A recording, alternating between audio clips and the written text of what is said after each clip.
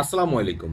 এখন আমি যে বিষয়টা নিয়ে কথা বলবো, এই বিষয়টা নিয়ে কথা বলার জন্য আজ থেকে আরও 1.5-2 বছর আগে থেকে অনেকে আমাকে ফেসবুক মেসেঞ্জারে এসে নক করতেন। ভাই, এই বিষয়টা নিয়ে আপনি একটু কথা বলেন, আমার সাথে এই ঘটনাটা ঘটছে। ভাই, এই বিষয়টা নিয়ে কথা বলেন, আমার সাথে এই ঘটনা ঘটছে। কিন্তু দুর্ভাগ্যের বিষয় হচ্ছে কি জানেন, আমার কাছে কোনো উপযুক্ত প্রমাণ ছিল না এই বিষয়টা নিয়ে কথা বলার। কারণ এই বিষয়টা নিয়ে যখন আমি কথা বলবো, আমাকে উপযুক্ত প্রমাণ দেখিয়ে কথা বলতে হবে। তাই আমার কাছে উপযুক্ত প্রমাণ না থাকার কারণে আমি ওই বিষয়টা নিয়ে কোনো কথা বলি নাই। কারণ এটা একটা সেন্সিটিভ ইস্যু। দেখেন, আজকে যেহেতু আমার কাছে উপযুক্ত প্রমাণ আছে, এই কারণে এই বিষয়টা নিয়ে আমি কথা বলতেছি। এবং কি আমাদের প্রবাসী বাইরে যেন সতর্ক হতে পারেন, এই মেসেজটি তাদের জন্য। কথাগুলো মন দিয়ে শুনবেন। এই খবরটি আরও 2-3 দিন আগের, এটা মালয়েশিয়ান বিভিন্ন পত্রপত্রিকাতে আসছে। দেখেন, মালয়েশিয়ান একজন স্থানীয় ব্যবসায়ী, তিনি তার 3 বিদেশি সহযোগীকে নিয়ে বিভিন্ন প্রবাসীদের বাসায় ঢুকতেন, বিভিন্ন ফ্যাক্টরিতে ঢুকতেন, ঢুকে কি করতেন, ইমিগ্রেশন পরিচয় দিয়ে তাদের কাছ থেকে অর্থ হাতিয়ে নিতেন। এবং কি তারা যদি বলতেন যে আমরা অর্থ দেব না, টাকা পয়সা দেব না, তখন তাদেরকে হ্যান্ডকাপ লাগিয়ে ইমিগ্রেশনে নিয়ে যাবে, এই ধরনের ভয় দেখাতেন। তখন অনেকে কিন্তু অর্থ দিয়ে ফেলতেন। আজকে মালয়েশিয়ান বিভিন্ন পত্রপত্রিকাতে আসছে, এই কারণে আমি কথা বলতে পারতেছি। তখন যদি আমি কথা বলতাম, তখন আমাকে অনেকেই এসে বলতো যে তখন আমার কাছে উপযুক্ত প্রমাণ ছিল না। আজকে যদি মালয়েশিয়ান প্রশাসন, মালয়েশিয়ান ইমিগ্রেশনও আমার কাছে এসে বলে যে তোমার কাছে উপযুক্ত প্রমাণ কি আছে, তাহলে এটা যে দেখেন, আপনারা একে গ্রেপ্তার করছেন, আপনারাই ভালো বুঝেন। কারণ অনেক প্রবাসী ভাই আছে, বিশেষ করে আমাদের অবৈধ প্রবাসী যারা আছে মালয়েশিয়াতে, বাংলাদেশি, তারা বলতেন যে ভাই, হঠাৎ করে আমাদের রুমে কিছু ইমিগ্রেশনের লোক চলে আসছে, আর সে কি করছে, আমাদের দেখা গেছে কি ব্যাগটা খাতানো শুরু করছে। আমরা কথাই বলতে পারতাম না, কথা বলতে গেলে আমাদেরকে মার দিত, বলতো যে আমরা ইমিগ্রেশনের লোক। এখন ব্যাগ ট্যাগ হাতিয়ে যার কাছ থেকে যা পাইতো টাকা পয়সা সব কিছু নিয়ে যেত।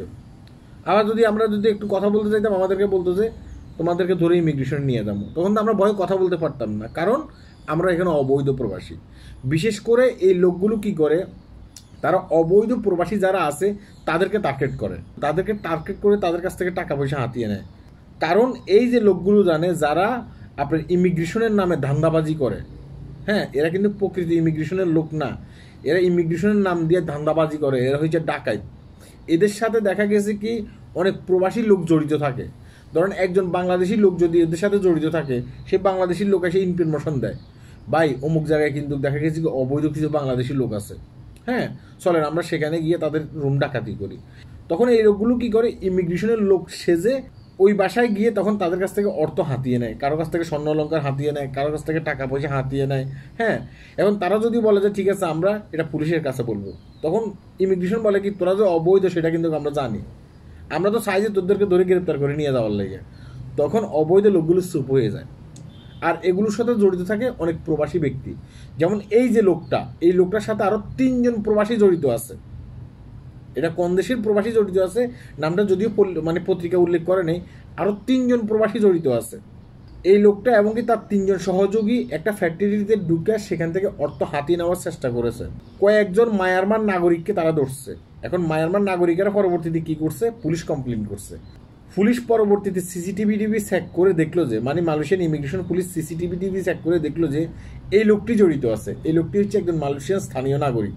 হ্যাঁ, পরে এই লোকটাকে আদালতে উঠানো হয়েছে, যদিও সে অস্বীকার করছে। মালয়েশিয়ান ইমিগ্রেশন পুলিশ তো সবকিছু জানে, তাই না? এখন এই লোকটার সাথে আরো বিদেশি লোকও জড়িত আছে। কত বড় বাটপারি করতেছে, বিষয়টাকে বুঝতে পেরেছেন? তো আপনারা যারা অবৈধ প্রবাসী আছেন, আমার মেসেজ থাকবে যে এইটা, আপনাদের রুমে মূল্যবান কোনো জিনিসপত্র আপনারা রাখবেন না। কারণ যে কোনো সময় যে কোনো দিক থেকে হামলা হতে পারে। হয়তো আপনি চিন্তা করছেন যে কিছুদিন পরে টাবল ফাঁস করে আমি দেশে চলে যাবো, এখন কিছু স্বর্ণ অলঙ্কার কিনি কিংবা কিছু টাকা পয়সা আমার রুমে রাখি, সমস্যা কোথায়, আমি তো দেশে চলে যাবো। এখন ওই মুহূর্তে যদি এই লোকগুলো আপনার রুমে ঢুকার পরে রুম তল্লাশি করে টাকা পয়সা নিয়ে যায়, আপনি তো মনে মনে ভাববেন যে এই লোকগুলো হচ্ছে ইমিগ্রেশনের লোক। আসলে কিন্তু বাস্তবে এই লোকগুলো ইমিগ্রেশনের লোক না, এই লোকগুলো হচ্ছে ডাকাত। তারা ইমিগ্রেশনের লোক সেজে আপনার রুম ডাকাতি করার জন্য আসে। কথাকে বুঝতে পেরেছেন? তাইলে আপনারা সাবধানে থাকবেন, দামি কোনো জিনিসপত্র রুমে রাখবেন না। আর একটা জিনিস মনে রাখবেন যে আপনি যে অবৈধ ব্যক্তি, সেটা কারো কাছে প্রকাশ করার দরকার নেই। সেটা আমি আমার আগের ভিডিওগুলোতেও বলছি। দেখা গেছে কি আপনি আপনার আশপাশের মানুষের কাছে বলছেন আমি একজন অবৈধ ব্যক্তি, আমি অবৈধভাবে আসি রুমে। সেই লোকগুলো কি করতেছে, অনেক ক্ষেত্রে গিয়ে ডাকাতের কাছে বলে দিচ্ছে, অপহরণকারীদের কাছে বলে দিচ্ছে। তারা এসে সুন্দর করে আপনার রুম ডাকাতি করতেছে, কারণ তারা জানে যে আপনি চিৎকার চেঁচামেচি করতে পারবেন না, কারণ আপনি একজন অবৈধ ব্যক্তি চিৎকার চেঁচামেচি করলে তারা আপনাকে ইমিগ্রেশনের ভয় দেখাবে, তারা আপনাকে পুলিশের ভয় দেখাবে। হ্যাঁ, এই কারণে আপনি চিৎকার চেঁচামেচি করতে পারবেন না। তাই আমার মেসেজ থাকবে যে এগুলো কারো কাছে বলবেন না, কারো কাছে বলে নিজের বিপদ নিজে ডেকে আনবেন না। এই ধরনের অনেক ডাকাত দল মালয়েশিয়ার আনাচে কোনাচে আছে। দেখা গেছে কি আপনার রুমে ঢুকে আপনার রুম ডাকাতি করবে, কিছু বললে আপনাকে বলবে যে আমরা ইমিগ্রেশনের লোক, তখন আপনি কথাও বলতে পারবেন না, আপনার রুম থেকে আপনার মূল্যবান সব কিছু হাতিয়ে নিয়ে যাবে। যেমন এই লোকটার মতো, এই লোকটা আজকে গ্রেপ্তার হয়েছে। সবাই ভালো থাকবেন, ভিডিওটি শেয়ার করবেন, সবাই যেন জানতে পারে এই বিষয়টা, সবাই যেন সতর্ক হতে পারে। আল্লাহ হাফেজ।